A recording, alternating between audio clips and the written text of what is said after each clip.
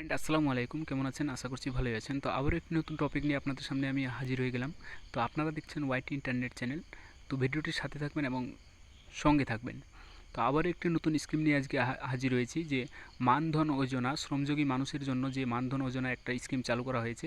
সেই স্কিমে আপনারা কিভাবে আবেদন করবেন এবং কোথায় আবেদন হবে, কোথায় ডকুমেন্টস জমা দিতে হবে, বিস্তারিত এই ভিডিওতে আমরা আলোচনা করব। আপনারা ভিডিওটি শুরু থেকে শেষ পর্যন্ত দেখবেন। তো ভিডিওটি শুরু করার আগে আপনাদের কাছে আমার একটা ছোট্ট রিকোয়েস্ট থাকছে, প্লিজ চ্যানেলটা যদি এখনও সাবস্ক্রাইব না করে থাকেন তো প্লিজ চ্যানেলটাকে সাবস্ক্রাইব করে দেবেন।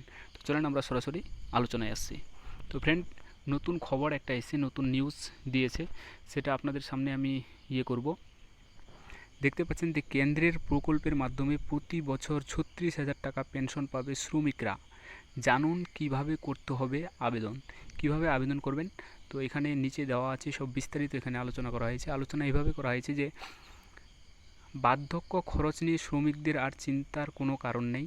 বেসরকারি সেক্টরে শ্রমিকদের জন্য শ্রমযোগী মানধন যোজনা স্কিম চালু করেছেন প্রধানমন্ত্রী নরেন্দ্র মোদী।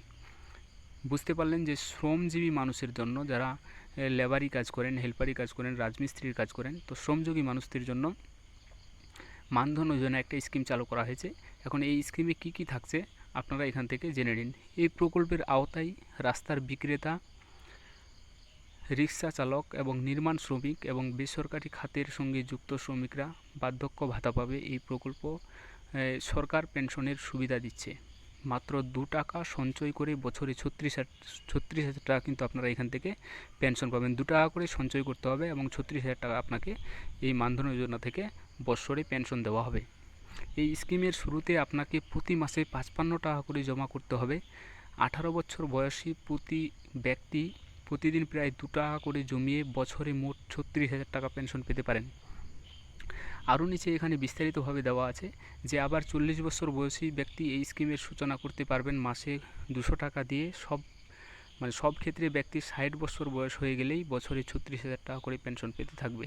তবে এই স্কিমের অংশ হতে গেলে ব্যক্তিকে অবশ্যই 18 থেকে 40 বছরের মধ্যে বয়স হতে হবে এবং সেক্ষেত্রে ব্যক্তির সেভিং ব্যাংক অ্যাকাউন্ট এবং আধার কার্ড থাকা বাধ্যতামূলক। আপনারা জানেন যে আপনার একটা সেভিং অ্যাকাউন্ট লাগবে যে কোনো ব্যাংকে এবং আপনার আধার কার্ড থাকতেই হবে। এবং কোথায় গেলে আবেদন করবেন এবং কোথায় এটা আবেদন দেবে, সিএসসি কেন্দ্রের পোর্টালে নিজেদের তথ্য জমা দিতে পারবেন কর্মীরা।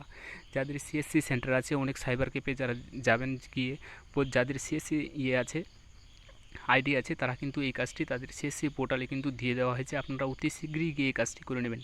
এই কাজের জন্য সরকার একটি ওয়েব পোর্টাল তৈরি করেছে যেখানে কর্মীদের সমস্ত নথি লিপিবদ্ধ থাকবে, যার জন্য ব্যক্তির আধার কার্ড, ব্যাংক অ্যাকাউন্ট পাসবুক এবং মোবাইল নম্বর, একটি সম্মতিপত্র প্রয়োজন।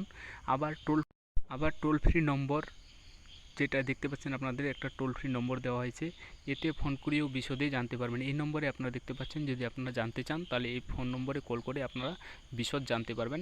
তবে সেক্ষেত্রে ব্যক্তির বয়স 40-এর কম অবশ্যই হতে হবে এবং কোনো রকম সরকারি স্কিমে সুবিধা গ্রহণ না করলে তবে এটা পাওয়া যাবে। যদি আপনার কোনো সরকারি স্কিমে কোনো সুবিধা থাকে তাহলে কিন্তু এটা পারবেন না। তো আশা করছি বুঝতে পেরেছেন এবং ভিডিওটি শেয়ার করেন আর প্লিজ চ্যানেলটাকে সাবস্ক্রাইব করে দেন ফ্রেন্ডস। থ্যাংক ইউ, ধন্যবাদ। নেক্সট ভিডিওতে দেখা হচ্ছে।